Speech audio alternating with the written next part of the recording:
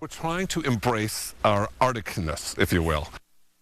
I like that. It's a fish house with room service and the internet. A place for an Only in Minnesota business conference. Next in Finding Minnesota.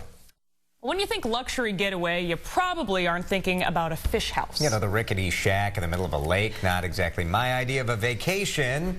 Well, the same is true in the Brainerd Lakes area. Nisswa, Minnesota is home to the Grand View Lodge. No rickety shacks there. Angela Davis shows us how that historic resort has a fish house unlike any you've seen before. This luxury resort on Gull Lake has hundreds of rooms to stay in, either in the main lodge or in cabins. And now there's something new. It's called Lil Grand View on Gull. Well, we're trying to embrace our Arcticness, if you will.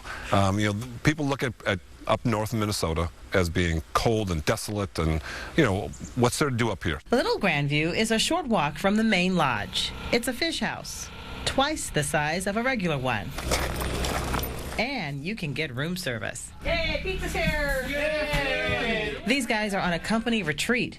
They're store managers for Home Depot, and they've just spent hours together out on a frozen lake, talking and laughing. Getting to spend a lot of quality time with your peers that you don't get to spend a lot of time with, and really getting to know them on a personal level really helps build that strength and relationship for whenever you do need them down the road. You'll find most of the conveniences of a conference room here.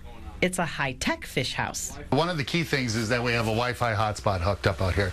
As you know, once you get away from the office, that's probably one of the most difficult things you can do. So with the Wi-Fi access, you can access it with your smartphone or, of course, with your laptop. And the laptop's connected to this TV. That's correct. 32-inch flat screen, high def.